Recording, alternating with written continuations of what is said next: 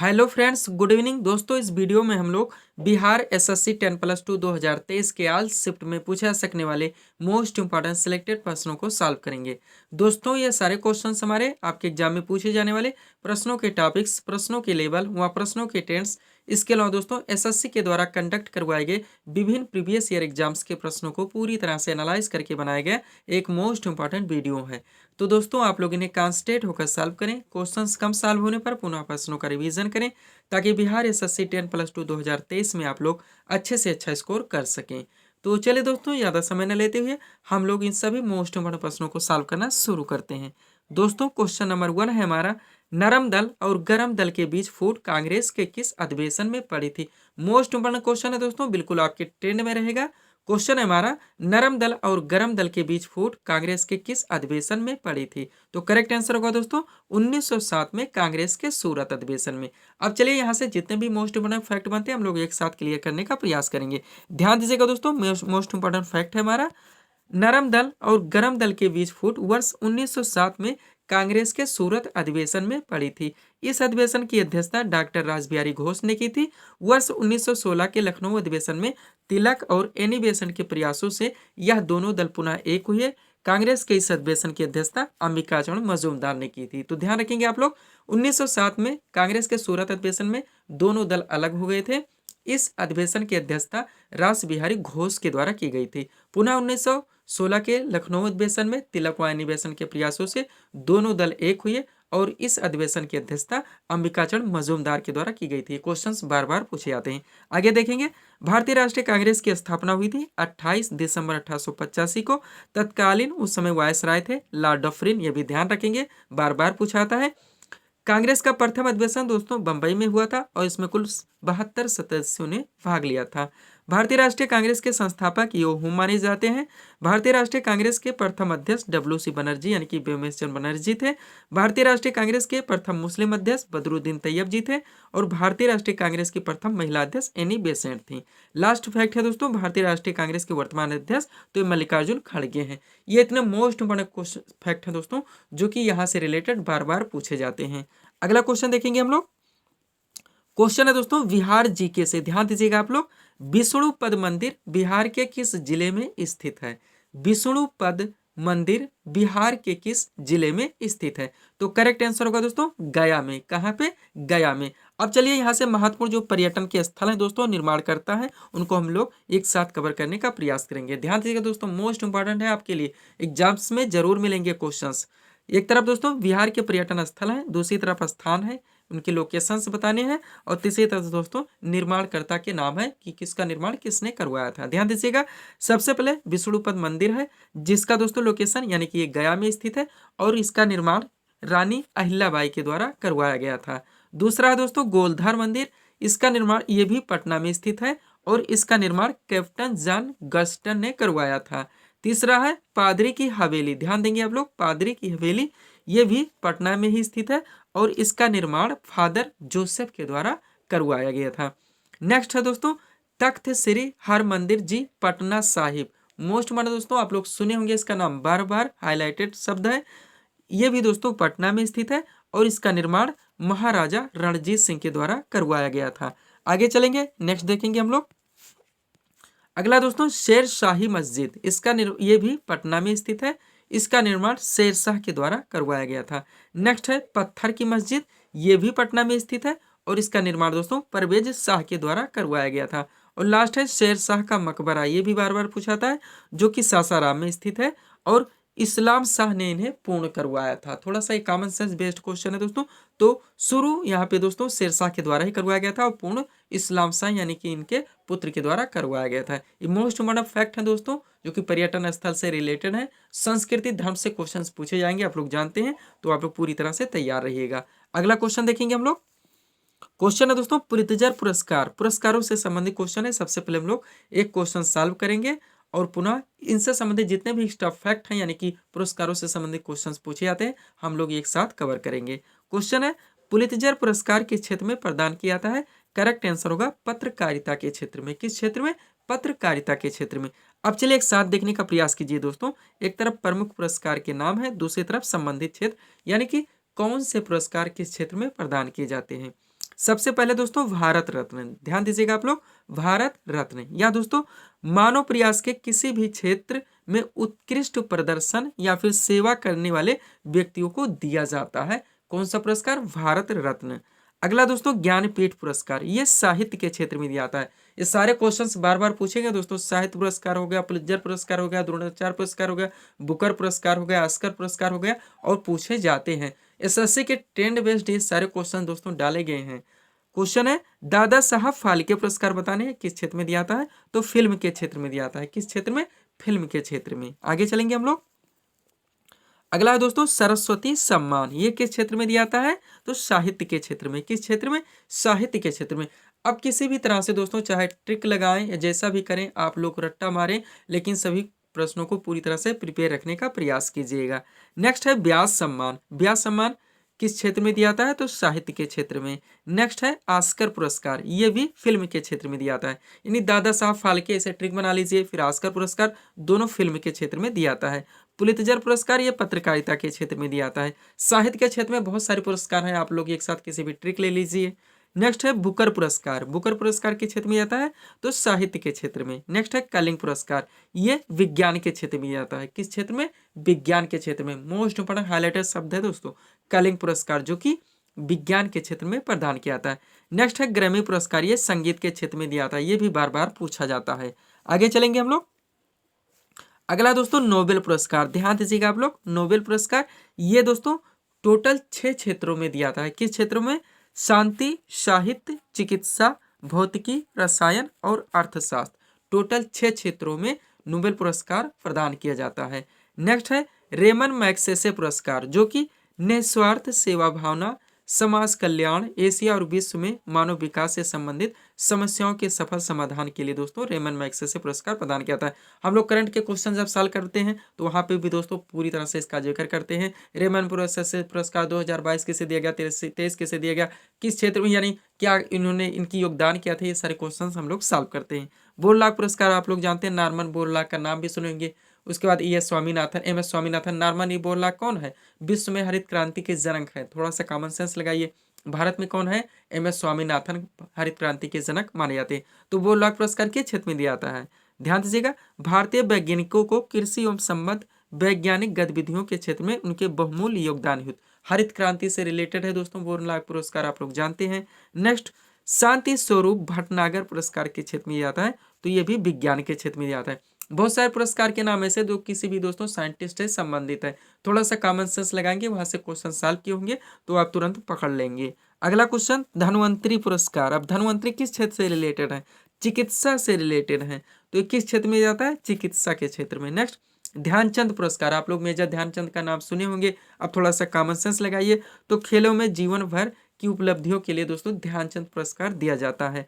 Last है द्रोणाचार्य पुरस्कार, ये किस क्षेत्र में? तो खेल प्रशिक्षण के क्षेत्र में दिया जाता है कोचों को, खेल प्रशिक्षण को, यानी कि जो ट्रेनिंग देते हैं दोस्तों प्लेयर्स को, उनको ये योगदान प्रदान किया था। कौन सा? द्रोणाचार्य पुरस्कार। चलेंगे दोस्तों आगे, यहाँ पे हमारे 3 PDF है। सबसे पहले इसके बारे में चर्चा करेंगे, पुनः हम लोग दोस्तों क्वेश्चन की ओर चलेंगे। सबसे पहले PDF लगा हुआ दोस्तों SSC GD 2023-24, आप लोग जानते हैं 20 फरवरी से इसका एग्जाम से स्टार्ट हो रहा है। इसमें जो आपके पाठ्यक्रम दोस्तों जीके जीएस करंट अफेयर्स व हिंदी को पूरी तरह से टोटल 25 PDF के जरिए क्लियर करवाया जाएगा। पेड फीस इसकी 50 रुपीज़ रखी गई है। अगर आप इच्छुक हैं, ये अच्छी प्रिपरेशन कर रहे हैं, तो आप व्हाट्सएप नंबर पर मैसेज कर जुड़ सकते हैं। बाकी आपका दोस्तों मैथ व रीजनिंग बच रहा है, आप लोग जानते हैं इसके बराबर वीडियोस चलते रहते हैं। आप लोगों को दोस्तों वहाँ पे वीडियोस देख के इनके प्रैक्टिस करने होंगे, क्योंकि PDF से दोस्तों आपके मैथ के क्वेश्चन सॉल्व नहीं हो सकते। दूसरा है दोस्तों बिहार SSC 10+2 2023, जिसका हम लोग स्टडी कर रहे हैं। इसके भी दोस्तों पूरे पाठ्यक्रम, जिसमें आपका सामान्य ज्ञान, सामान्य विज्ञान, करंट अफेयर्स शामिल है दोस्तों, के पूरे पाठ्यक्रम को टोटल 25 PDF के जरिए क्लियर करवाया जाएगा। इसकी भी पेड फीस 50 रुपीज़ रखी गई। अगर आप इच्छुक हैं तो व्हाट्सअप नंबर पे मैसेज करके जुड़ सकते हैं। लास्ट PDF यहाँ पे ध्यान दीजिएगा दोस्तों, SSC GD और बिहार SSC, यहाँ पे बात कंबाइन की हो रही है, लेकिन कंबाइन नहीं किया जा सकता। कारण है इसका, कारण क्या है दोस्तों? SSC GD में हिंदी है, बिहार SSC में हिंदी नहीं है। दूसरी बात है, बिहार SSC में बिहार जीके से रिलेटेड भी ज़्यादा क्वेश्चंस पूछे जाएंगे। और एक बात और दोस्तों, बिहार SSC में सामान्य ज्ञान, सामान्य विज्ञान यानी कि जनरल साइंस के क्वेश्चन थोड़े अधिकांश देखने को मिलेंगे, जबकि SSC GD में थोड़े कम आएंगे। तो हम लोग किसी भी क्वेश्चंस को लेकर रिस्क नहीं ले सकते। क्वेश्चंस के ट्रेंड समान हो सकते हैं, लेवल समान हो सकते हैं, लेकिन जो क्वेश्चन के पूछा जाने का दोस्तों दायरा है वो थोड़ा सा अलग अलग है, इसलिए कंबाइन नहीं किया जा सकता। लास्ट पीडीएफ जो है दोस्तों यूपीपीएससी आरओ 2023, आप लोग जानते हैं पीटी का एग्जाम लगभग फरवरी में स्टार्ट होगा। इसके पूरे पाठ्यक्रम को जो हमारा पीटी है दोस्तों 140 क्वेश्चंस आपका सामान्य अध्ययन रहेगा, 60 क्वेश्चंस आपका सामान्य हिंदी का रहेगा, जिसमें 6 चैप्टर्स आपके सामान्य हिंदी से पूछे जाएंगे। इसके पूरे पाठ्यक्रम को टोटल 40 सेट के जरिए पूरा करवाया जाएगा। पेड फीस 100 रुपीज रखी गई है। कारण है दोस्तों आप लोग जानते हैं यूपीपीएससी आरओ में मॉडरेट लेवल की, काफी मॉडरेट लेवल के क्वेश्चन, रेयर टाइप के क्वेश्चन भी पूछे जाते हैं, तो मटेरियल कलेक्शन में दोस्तों काफी मेहनत करनी होगी। तो अगर आप लोग दोस्तों इच्छुक हैं तो व्हाट्सएप नंबर पर मैसेज करके जुड़ सकते हैं। एक बात और ध्यान रखिएगा दोस्तों, ठंडी का मौसम चल ही रहा है, लेकिन याद रखिए जब भी जीवन में किसी भी चीज़ का रिजल्ट निकल कर आता है तो इसमें लिख कर नहीं आता कि एग्जाम्स के समय आप बीमार थे या कोई परेशानियां थी या आपके सामने कोई मजबूरियां खड़ी हो गई थी। रिजल्ट में केवल एक ही बात लिख कर आता है कि आप पास हुए या फेल, और आपको एक ही जवाब देना होता है कि हम इस फाइट में जीते या हारे। तो जैसा भी हो दोस्तों, एग्जाम्स के प्रिपरेशन को आप लोग कंटिन्यू बनाए रखें। आगे चलते हैं क्वेश्चन की ओर हम लोग। क्वेश्चन है दोस्तों करंट अफेयर से, ध्यान दीजिएगा, मोस्ट नंबर क्वेश्चन कलेक्ट करके लाए हैं। हाल ही में मेक्सिको सिटी ग्रैंड प्री 2023 किसने जीती है? एसएससी का ट्रेंड है ऐसा क्वेश्चन पूछना दोस्तों। ये क्वेश्चन आप लिख के रख लीजिए। ऐसे क्वेश्चंस आपके दोस्तों हर दूसरे तीसरे शिफ्ट में बार बार पूछे जाएंगे और वहां पे दोस्तों रिपीट भी होते रहते हैं। कारण क्या दोस्तों, एग्जाम्स के बाद में रिजल्ट आने से पहले नॉर्मलाइजेशन किया जाएगा। जो भी एग्जाम्स 2 या 2 से अधिक शिफ्ट में करवाया जाता है उसमें नॉर्मलाइजेशन की प्रक्रिया अपनाई जाती है। तो इसलिए क्वेश्चंस को समतुल्य बनाने के लिए 20 से 25 मोस्ट इंपॉर्टेंट टॉपिक्स चुन लिए जाते हैं और उन्हीं टॉपिक्स के इर्द गिर्द आपके हर शिफ्ट में क्वेश्चंस देखने को मिलते हैं। हम लोग वहां पर भी दोस्तों जब एग्जाम से स्टार्ट होगा एनालाइज करेंगे क्वेश्चंस का, हर शिफ्ट का एनालाइज करेंगे, लेकिन वो थोड़ा सा कंफ्यूजन क्रिएट करता है दोस्तों। आप लोग कितनी भी तैयारी कर ले उस समय अगर उसको देखते हैं तो वहाँ पे दोस्तों आप लोग थोड़ा सा मिसयूज यानी कि कंफ्यूज होते हैं। कारण यह है हमने वाद्य यंत्र शिव कुमार शर्मा लिया, अब आप किसी भी तरह से टिक लगा के शास्त्रीय नृत्य हो गया, लोक नृत्य हो गया, पंचवर्षीय योजना हो गया, इस बीच से संबंधित कोई क्वेश्चन हो गए तो अलग अलग तरह से पूछे जाते हैं। तो वहाँ पे दोस्तों अगर आप लोग सिस्टमेटिक तरह से तैयारी की हुई है, एलिमिनेशन को देखते हैं तो थोड़ा सा कन्फ्यूजन होता है, लेकिन एक बेनिफिट भी मिलता है कि क्वेश्चन के ट्रेंड का पता चल जाता है। तो सिस्टमेटिक ढंग से तैयारी करने का प्रयास करें दोस्तों, आप लास्ट समय तक रुके ना रहें। क्वेश्चन है हाल ही में मेक्सिको सिटी ग्रैंड प्री 2023 किसने जीती? करेक्ट आंसर होगा मैक्स वर्स्टापेन ने। अब ध्यान देंगे दोस्तों, यहाँ पे मोस्ट इम्पोर्टेंट हम लोग क्वेश्चंस को कलेक्ट करके लाए हैं। सबसे पहले है इंडियन ग्रैंड प्रिक्स 2023, ये किसने जीता तो दोस्तों मार्को वेचेंजी ने जीता है। किसने? मार्को वेचेंजी ने। अगला है सिंगापुर ग्रैंड प्रिक्स 2023, तो ये कार्लोस सैंज ने जीता है। नेक्स्ट है इटालियन, अब यहाँ से थोड़ा सा ट्रिक लग सकता है इसलिए क्वेश्चन को हम इस तरह से डालते हैं, बहुत सारी चीज़ों को दोस्तों ध्यान में रखकर क्वेश्चंस को डालते हैं कि आपको क्वेश्चंस को समझने में सहजता हो, आप कंटिन्यू का प्रयास कर सके और दोस्तों क्वेश्चंस के लिए आप लोग ज़्यादा से ज़्यादा दिनों तक प्रिपेयर रहें। इस तरह से क्वेश्चन डालने का प्रयास भी करते हैं। सेट ऐसे बैठा के चलेंगे दोस्तों कि आप लोग पूरी तरह से तैयारी करते चलें, आपका दोस्तों पाठ्यक्रम लगभग आगे बढ़ता चले और क्वेश्चंस के जो प्रिपरेशन है यानी कि रिवीजन की प्रक्रिया दोस्तों वो भी कंटिन्यू होनी चाहिए, ताकि एक अच्छी प्रिपरेशन आपकी एग्जाम्स के समय तक बनी रहे। ये भी दोस्तों जो पीडीएफ देते हैं उनकी एक जिम्मेदारी होती है। तो हो गया दोस्तों, ध्यान दीजिएगा, सबसे पहले इंडियन ग्रैंड प्रिक्स 2023 था जो कि मार्को वेजेंची ने जीता है। Singapore grand prix 2023 Carlos Sainj ने जीता है। उसके बाद 4 आप लोग एक साथ दोस्तों यहाँ पे ट्रिक लगाइएगा। Italian grand prix 2023, Dutch grand prix 2023, Belgium grand prix 2023 और ब्रिटिश ग्रैंड प्रिक्स 2023। ये मोस्ट इंपॉर्टेंट है इसलिए हम चुन के लाए हैं दोस्तों, एसएससी का ट्रेंड है ऐसा क्वेश्चन पूछना। और ये चारों दोस्तों मैक्स वेरस्टपेन ने जीता है। किसने? वेरस्टपेन ने जीता है। ध्यान रखेंगे ये चारों जो है मैक्स वेरस्टपेन ने जीता है। थोड़ा सा डिफिकल्ट नाम है, कहने में कठिनाई महसूस होती है। आगे चलेंगे, अब मोस्ट इंपोर्टेंट करंट अफेयर्स के क्वेश्चंस को दोस्तों हम लोग कवर करेंगे। ध्यान दीजिएगा आप लोग। सबसे पहले है हाल ही में मिसेज यूनिवर्स इंडिया 2023 का ताज किसे पहनाया गया? करेक्ट आंसर होगा माधुरी पटेल को। अगला है हाल ही में जारी विश्व शांति सूचकांक 2023 में भारत का क्या स्थान रहा है? तो 126वां स्थान रहा है। नेक्स्ट है हाल ही में जारी वर्ल्ड प्रेस फ्रीडम इंडेक्स 2023 में भारत को कौन सा स्थान मिला? तो 161वां स्थान मिला है। नेक्स्ट है हाल ही में 42वां एशियन शिखर सम्मेलन कहाँ प्रारंभ हुआ? तो इंडोनेशिया में किया गया। नेक्स्ट, हाल ही में अंतरराष्ट्रीय बुकर पुरस्कार, अब बुकर पुरस्कार किस क्षेत्र में प्रदान किया था? हम लोग बात कर चुके हैं एक बार, किसमें? साहित्य के क्षेत्र में। तो हाल ही में अंतरराष्ट्रीय बुकर पुरस्कार 2023 से किसे सम्मानित किया गया? तो जॉर्जी गोस्पोदिनो को। अगला है, हाल ही में ब्रिक्स शिखर सम्मेलन 2023, आप लोग जानते हैं ब्रिक्स BRICS यानी कि ब्राजील, रूस, इंडिया, चाइना और साउथ अफ्रीका, 5 देशों का समूह, और इसका आयोजन दोस्तों अगस्त 2023 में किया गया। कहाँ पे? दक्षिण अफ्रीका में।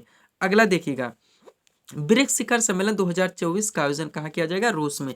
यानी 23 का हो चुका है, तो आगामी का आप लोग ध्यान रखें, क्वेश्चन पूछा जा सकता है।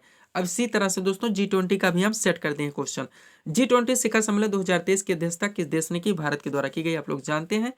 और G20 शिखर सम्मेलन 2024 की अध्यक्षता कौन सा देश करेगा? तो ब्राजील करेगा। ये भी आप लोग ध्यान रखेंगे। लास्ट क्वेश्चन देखेंगे करंट अफेयर्स का, आगे चलेंगे हम लोग। क्वेश्चन है दोस्तों, 68वें फिल्म फेयर अवार्ड 2023 में सर्वश्रेष्ठ फिल्म का पुरस्कार किसे मिला? करेक्ट आंसर होगा गंगूबाई काठियावाड़ी मूवी को मिला है, ध्यान रखेंगे। 68वें फिल्म फेयर अवार्ड 2023 में सर्वश्रेष्ठ फिल्म का पुरस्कार।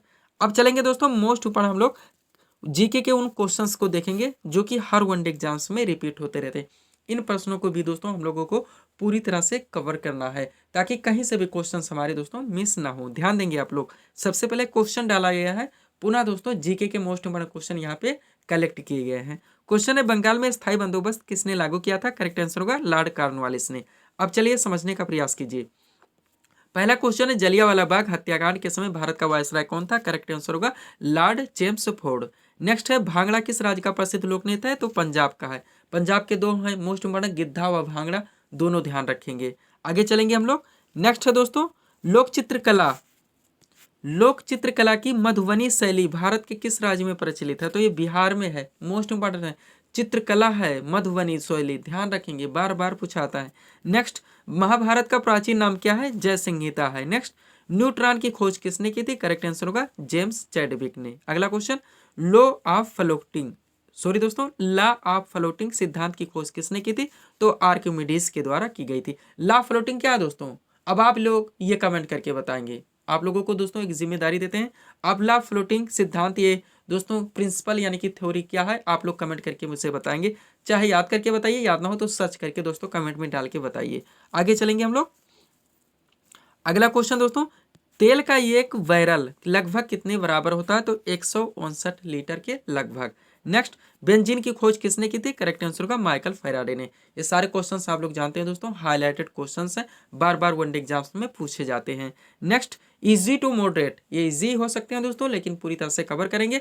इनके इर्द गिर्द जितने क्वेश्चंस बनते हैं हर टॉपिक्स के इर्द गिर्द, उनको हम लोग पूरी तरह से कवर करेंगे। इस तरह से इजी टू मॉडरेट हमारे सारे क्वेश्चन कवर हो जाएंगे। क्वेश्चन है, मार्ले मिंटो सुधार बिल किस वर्ष पारित किया गया था? करेक्ट आंसर होगा 1909 में। नेक्स्ट है, भारत में राष्ट्रीय आय की गणना किसके द्वारा की जाती है? तो केंद्रीय सांख्यिकीय संगठन यानी कि CSO के द्वारा की जाती है। अगला क्वेश्चन देखेंगे हम लोग।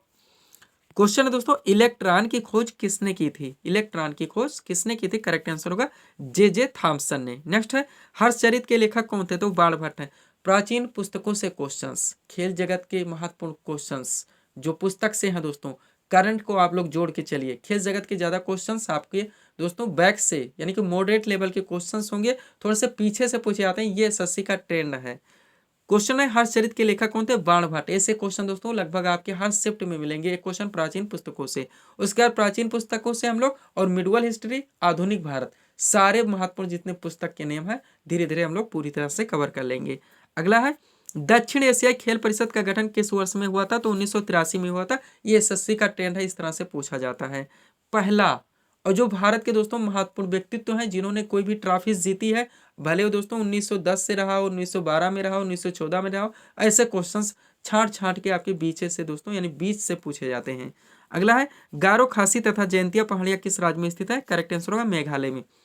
और ध्यान दीजिएगा, गारो पे गारो जनजात, खासी पे खासी जनजात तथा जयंतिया पहाड़ी पे जयंतिया नामक जनजाति भी पाई जाती है मेघालय राज्य में। तो ये भी क्वेश्चन पूछाता है, गारो जनजात या खासी जनजात या जयंतिया जनजात या गारो, खासी तथा जयंतिया जनजातियां किस राज्य में निवास करती हैं? तो मेघालय में। ऐसे भी क्वेश्चंस पूछा आता है। नेक्स्ट है, नीति आयोग का गठन कब किया गया था? तो 1 जनवरी 2015 को। हम लोग जानते हैं कि योजना आयोग यानी कि प्लानिंग कमीशन की जगह पे नीति आयोग का गठन किया गया। नीति का फुल फॉर्म भी पूछा आता है, ध्यान रखेंगे, NITI यानी कि हम लोग इनका रिवीजन करेंगे दोस्तों, फुल फॉर्म से क्वेश्चंस पूरी तरह से जब डालेंगे। नीति का फुल फॉर्म NITI यानी कि national institute for transforming India, ध्यान रखेंगे आप लोग दोस्तों। उसके बाद में इसकी स्थापना जनवरी 2015 को हुई थी। इसके प्रथम उपाध्यक्ष कौन थे? अरविंद पनघड़िया थे। और प्रथम CEO अमिताभ कांत थे। वर्तमान में बात करें तो नीति आयोग के उपाध्यक्ष कौन है? सुमन के बेरी हैं। और CEO कौन है? श्री BVR सुब्रमण्यम है। अध्यक्ष प्रधानमंत्री नरेंद्र मोदी जी हैं, ये भी आप लोग ध्यान रखेंगे। अगला है मुद्रा राक्षस नामक पुस्तक के लेखक कौन थे? करेक्ट आंसर होगा विशाख दत्त। नेक्स्ट है शिव समुद्रम जलप्रपात किस नदी पर स्थित है? करेक्ट आंसर होगा कावेरी नदी पर। अगला क्वेश्चन, रोवर्स कप किस खेल में से संबंधित है? तो ये फुटबॉल से संबंधित है। किससे? फुटबॉल से संबंधित है। अब चलेंगे आगे दोस्तों, शास्त्रीय नृत्य व लोक नृत्य के क्वेश्चंस एक साथ कलेक्ट करके लाए हैं। जरूरत है आप लोगों को एक अच्छी प्रिपरेशन की। आप लोग जानते हैं हर शिफ्ट में लगभग 2 क्वेश्चन यहाँ से मिल जाते हैं, ध्यान दीजिएगा आप लोग। और कोई भी ऐसा शिफ्ट नहीं रहेगा दोस्तों जहाँ ये मिले ना, मैं हर SSC के एग्जाम्स में देखा हूँ। सबसे पहले क्वेश्चन देखेंगे, पुनः आंसर करेंगे और एक साथ कलेक्ट कर लेंगे। क्वेश्चन है पंडित रविशंकर का संबंध किस वाद्य से है? तो ये सितार वादक थे। क्या थे? सितार वादक थे। आप ध्यान दीजिएगा, एक साथ लेकर आए हैं दोस्तों जितने आपके एग्जाम्स में पूछे जाते हैं। सबसे पहले वादक है, एक तरफ वाद्य यंत्र का नाम दिया गया है। अब ध्यान दीजिएगा, पंडित रविशंकर, निखिल बनर्जी और विलायन खां, ये तीनों सितार वादक हैं। इसमें पंडित रविशंकर, निखिल बनर्जी ये मोस्ट इंपॉर्टेंट हैं। दूसरा देखिएगा, जाकिर हुसैन, अल्लाह रखा खां और गुदई महाराज, तीनों मोस्ट इंपॉर्टेंट हैं। तीनों के तीनों ये तबला वादक हैं। फिर हरिप्रसाद चौरसिया, पन्नालाल घोष और रोनू मजूमदार, ये तीनों बांसुरी वादक हैं। और तीनों मोस्ट इंपॉर्टेंट दोस्तों व्यक्तित्व हैं जहां से पूछा जाता है। अगला अमजद अली खां, अलाउद्दीन खां, अली अकबर खां, ये तीनों मोस्ट इंपॉर्टेंट हैं। तीनों सरोद वादक हैं। उस्ताद बिस्मिल्लाह खां, केवल एक नाम ध्यान रखिएगा, शहनाई वादक। और शिव कुमार शर्मा, केवल एक नाम ध्यान रखिएगा, संतूर वादक। अब किसी भी ट्रिक से इसको पूरी तरह से रट डालिए। अगला क्वेश्चन देखेंगे हम लोग। क्वेश्चन आ गया है दोस्तों, प्रथम पंचवर्षीय योजना, यानी पंचवर्षीय योजना आप लोगों का मोस्ट इंपॉर्टेंट टॉपिक्स रहेगा, आप लोग जानते हैं। क्वेश्चन है प्रथम पंचवर्षीय योजना किस मॉडल पर आधारित थी? करेक्ट आंसर होगा हेराल्ड डोमर मॉडल पर। अब ये हो गया क्वेश्चन। अब पंचवर्षीय योजना से जितने एक्स्ट्रा फैक्ट बनते हैं हम लोग एक साथ कवर करेंगे, ध्यान दीजिएगा आप लोग। सबसे पहला फैक्ट है प्रथम पंचवर्षीय योजना की अवधि तो 1 अप्रैल 1951 से 31 मार्च 1956 तक थी, ये ध्यान रखेंगे।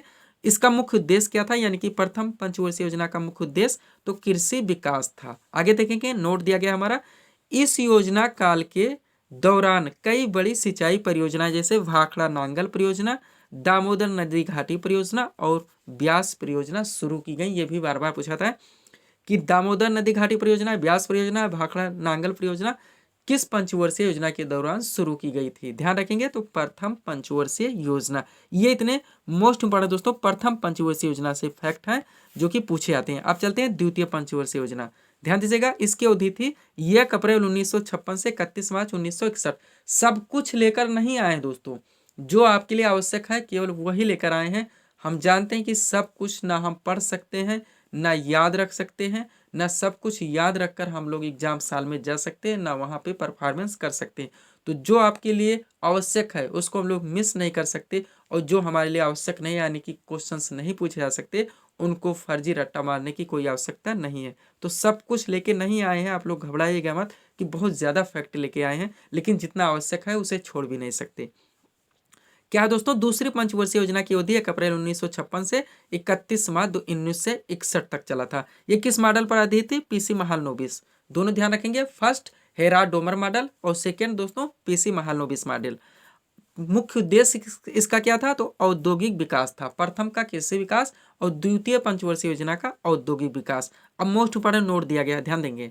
दूसरी पंचवर्षीय योजना के दौरान राउरकेला, भिलाई और दुर्गापुर में इस्पात कारखाने क्रमशः जर्मनी, रूस, ब्रिटेन के सहयोग से लगाए गए थे। समझ लीजिएगा नोट में क्या लिखा हुआ है। दूसरी पंचवर्षीय योजना के दौरान राउरकेला, भिलाई और दुर्गापुर में इस्पात कारखाने क्रमशः जर्मनी, रूस और ब्रिटेन के सहयोग से लगाए गए थे। ये भी ध्यान से लिख दिया गया है ताकि आप कहीं भी तरह से दोस्तों वीक ना रहें, आपके प्रिपरेशन में अपने पूरी तरह से प्रिपेयर रहें अपने एग्जाम्स के लिए। आगे चलेंगे, नेक्स्ट देखेंगे आगे ध्यान दीजिएगा दोस्तों, तीसरी पंचवर्षीय योजना से किस पंचवर्षीय योजना के दौरान हरित क्रांति शुरू हुई थी?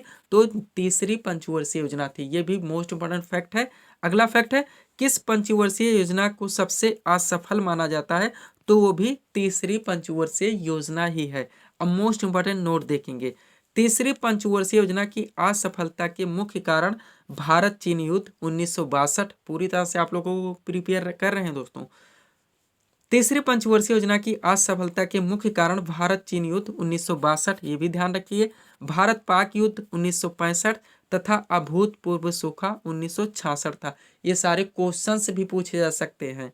अगला देखिएगा दोस्तों, अब चतुर्थ पंचवर्षीय योजना, किस पंचवर्षीय योजना में 14 बैंकों का राष्ट्रीयकरण किया गया? तो चौथी पंचवर्षीय योजना थी।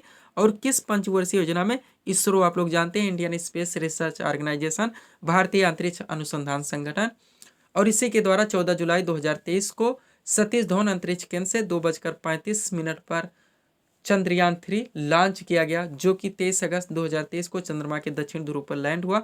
जिस स्थान पर लैंड हुआ उसका भी नाम रखा गया है शिव शक्ति बिंदु, ये भी ध्यान रखेंगे। किस रॉकेट से लॉन्च किया गया? तो LBM-3M4 से लॉन्च किया गया था। उसके बाद इसी के द्वारा दोस्तों एक और सफल परीक्षण किया गया था, सौर मिशन, नाम क्या था? आदित्य L1, ये भी ध्यान रखेंगे।